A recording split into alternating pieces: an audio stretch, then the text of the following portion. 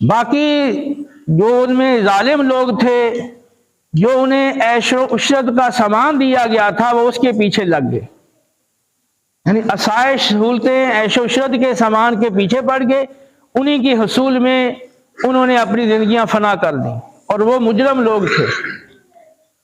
وَمَا كَانَ رَبُّكَ لِيُهْلِكَ الْقُرَىٰ بِظُلْمٍ وَأَهْلُهَا مُصْلِحُونَ، تیرا رب ایسا نہیں تھا کہ ظلم کے ذریعے ان بستیوں کو ہلاک کر دیتا جبکہ ان کے رہنے والے لوگ اصلاح کرنے والے ہوتے۔ تو اگر وہاں کے لوگ اصلاح کرنے والے ہوتے تو ایسا ممکن نہیں تھا کہ تیرا رب ان کو ظلم کی وجہ سے ہلاک کر دیتا۔ ان کے عمل ہی ایسے تھے، اعمال ہی ایسے تھے، کام ہی ایسے تھے، فساد پھیلانا اور نافرمانیاں کرنا، گناہ کرنا، اور روکنے والے لوگ بہت تھوڑے سے تھے، تو وہ روکنے میں انہیں کامیاب نہیں ہو سکے۔ تو جنہوں نے روکنے کی کوشش کی ان کو تو ہم نے بچا لیا، باقی ظالموں کو ہم نے ہلاک کر دیا۔ ان دو آیات میں اللہ رب العالمین نے ہمیں اس طرح متوجہ کیا ہے کہ اے مسلمانوں، تمہاری ہر بستی میں، ہر آبادی میں نیک لوگ جو برائیوں سے روکنے والے ہوں، زمین میں فساد اور خرابی سے روکنے والے ہوں، وہ اچھی تعداد میں ہونے چاہیے تاکہ ان کی جو کوشش ہے برائی سے روکنے کی وہ مؤثر ثابت ہو۔ اگر پوری بڑی آبادی کے اندر اگر ایک دکا لوگ ہیں اور وہ کوشش کرتے ہیں، ان کی کوشش کامیاب نہیں ہوتی۔ ظاہر سی بات ہے کہ ایک مناسب اور معتدل بھی تعداد اگر نیک لوگوں کی برائی سے روکے گی تو اس کے جو ثمرات ہیں وہ معاشرے میں ہوں گے۔ تو امت مسلمہ کو توجہ دلائی جا رہی ہے کہ جو پچھلی قومیں ہلاک ہوئی ہیں تو اس کے پیچھے مین سبب یہ تھا کہ ان کو برائی سے روکنے والے اہل خیر نیک لوگ وہ نہ ہونے کے برابر تھے۔ اگر نیک لوگ ان میں ہوتے، ان کو برائی سے روکتے، تو نتیجتاً معاشرے کی اصلاح ہو جاتی، بہتری آ جاتی، تو اللہ کے عذاب کا وہ شکار نہ ہوتے۔ اب ہم ذرا اپنا جائزہ لیں کہ عذاب کی مختلف صورتیں ہیں۔ ایک تو یہ ہے نا کہ ایسا عذاب آیا اور پوری قوم کو ہلاک کر دیا گیا، جیسے قوم نوح کو، قوم لوط کو، قوم عاد، قوم سمود، قوم شعیب اور قوم فرعون۔ تو جن قوموں کا اللہ نے اس صورت میں واقعہ اور قصہ بیان کیا ہے، ان کے قصص بیان کیے ہیں کہ بالکل یہ ہلاک کر دیا گیا۔ اور یہ کیا کہ چھوٹے چھوٹے عذاب آتے رہتے ہیں پہلے قوموں پر ان کو بیدار کرنے کے لیے، لیکن وہ اسے بیدار نہ ہوں تو پھر بڑا عذاب آتا ہے۔ اس وقت ہم امت مسلمہ پوری دنیا کے اندر دیکھیں، ہمارے اوپر بھی عذاب ہے، کوئی نہ کوئی عذاب کسی نہ کسی شکل میں وہ ہر وقت ہمارے اوپر مسلط ہے۔ تو اس کی بنیادی وجہ یہ ہے کہ ہمارے معاشرے کے اندر ایسے نیک لوگ جو برائی سے روکیں، فساد سے روکیں، خرابی سے روکیں، وہ کم ہیں۔ اگر بڑی تعداد میں ہوتے، اس وقت ہمارے ملک میں رشوت، سود، ناپ تول میں کمی، ملاوٹ، جھوٹ، دھوکے، فراڈ، چوریاں، ڈکیتیاں، قتل و غارت، وراثت میں کمزوروں کے حق مار لینا، قرضے دبا لینا، اور چھینا جھپٹی، اور پھر یہ جائیدادوں کے جھگڑے اور مقدمات، اور یہ بہت ساری جو خرابیاں، اور پھر زناکاری اس وجہ معاشرے میں آ گئی ہے، بد نگاہی، اور اس کو اہل یورپ نے پھیلانے کے لیے پورا زور لگا دیا، اور ہمارا ایک پورا معاشرہ ایک بڑی تعداد میں اس کی لپیٹ میں آ چکا۔ ہمارے جو اسٹوڈنٹس حضرات ہیں تو لازماً کالج کا اسٹوڈنٹ ہے یا یونیورسٹی کا اسٹوڈنٹ ہے تو اس کے پاس موبائل کا ہونا وہ ضروری ہے، اور نچلے چھوٹے اسکولوں میں بھی بچے ہیں جن کے پاس موبائل ہے، اور موبائل میں کیا چیزیں ہیں وہ آپ سب جانتے ہیں۔ جتنی بے حیائی اس کے اندر بھری ہوئی ہے کثرت کے ساتھ تو وہ اور جگہ نہیں ہے، اور برائی بالکل موبائل کے ذریعے آسان ہو گئی ہے۔ اب قوم بھٹک رہی ہے، بچے بھٹک رہے ہیں، بچیاں بھٹک رہی ہیں، ہمیں کوئی فکر نہیں ہے۔ اگر کوئی ایک آدھ آدمی کوئی روکنے کی کوشش کرتا ہے، اس کی کوئی سننے کے لیے تیار نہیں ہے۔ اب یہ پورے گاؤں کی اصلاح، آپ کے جو بچے نماز کے لیے نہیں آتے، آپ کے پوتے، آپ کے نواسے، آپ کے بھتیجے بانجے،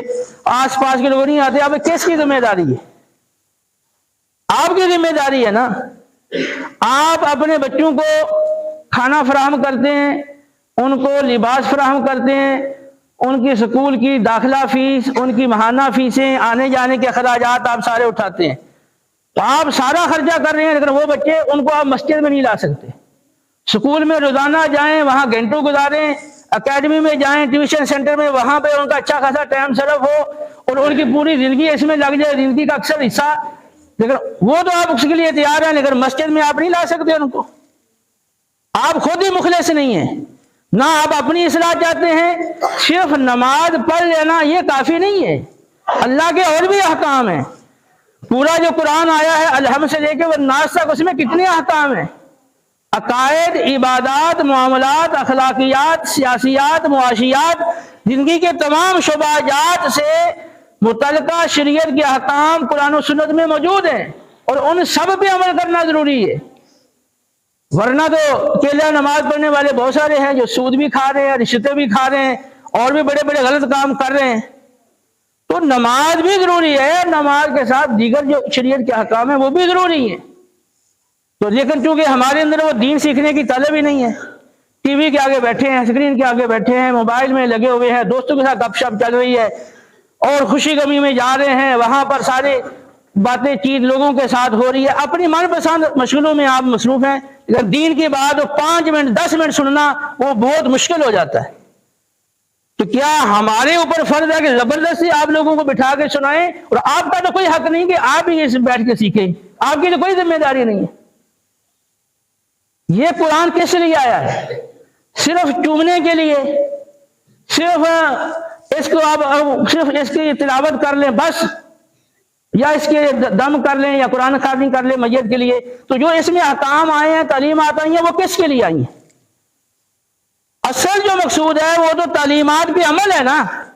اور جب تک قرآن کی تعلیمات پہ عمل نہیں ہوتا، پوری دنیا میں مسلمان اگر قرآن کے حافظ بن جائیں، بڑے بڑے قاری بن جائیں قرآن کے سارے، تو کیا تبدیلی آ جائے گی؟ معاشرہ سدھر جائے گا؟ جب تک یہ تعلیمات قرآن کی آپ سمجھیں گے نہیں، ان پہ غور نہیں کریں گے، ان پہ عمل نہیں کریں گے، اور اس کی روشنی میں اپنی اصلاح نہیں کریں گے، کوئی تبدیلی نہیں آ سکتی، کوئی بہتری نہیں آ سکتی۔ جیسے برائیاں بڑھ رہی ہیں، مزید آگے بڑھتی چلی جائیں گی، اور ہم سب لوگ اس کے ذمہ دار ہیں، اور قیامت والے دن آپ سے پوچھا جائے گا کہ آپ نے کس قدر برائی کو روکا۔ آپ کی نفس کے خلاف گھر میں کوئی کام ہو، آپ کے بچے آپ کے نفس کے خلاف کوئی بات کریں تو آپ برداشت کرنے کے لیے تیار نہیں، لیکن مسلسل اللہ اور اس کے رسول کے احکام کی خلاف ورزیاں آپ کے گھروں میں ہو رہی ہیں، آپ اس کو روکنے کے لیے تیار نہیں، تو نقصان تو آپ اپنا ہی کر رہے ہیں نا۔ تو اللہ کے بندو میری بات پر غور کرے، پہلے لوگ اس لیے ہلاک ہوئے کہ برائی سے روکنے والے نیک لوگ ان میں وہ نہ ہونے کے برابر تھے۔ تو آج میں آپ کو بار بار کہہ رہا ہوں کہ بھی آپ ہم ملیں، مل کے ہم اس میں اپنے گاؤں میں کام کریں، آپ اپنے بچوں کو لے کے آئیں، نوجوان جو اسٹوڈنٹ ہیں ان کو لے کر آئیں، لیکن اس میں کوئی خاص دلچسپی نظر نہیں آ رہی۔ اس وقت آپ دیکھیں یہاں پر نوجوان بچے جو 9th کلاس کے، 10th کلاس کے یا اوپر والی کلاسوں کے کتنے ہیں؟ میرا کوئی بچہ نظر یہاں نہیں آ رہا، اکا دکا ممکن ہے کوئی ہو۔ اب سکول میں یہ سارے بچے کھانے وال جا رہے ہیں، وہاں ٹیوشن سینٹر بھی جا رہے ہیں، تو یہ گھر کے اندر جو مسجد ہے اس میں یہ نہیں آ سکتے، تو ان کو سمجھانا کس کی ذمہ داری ہے؟ اگر آپ سب لوگ اپنے نبی سے کے وفادار بن جائیں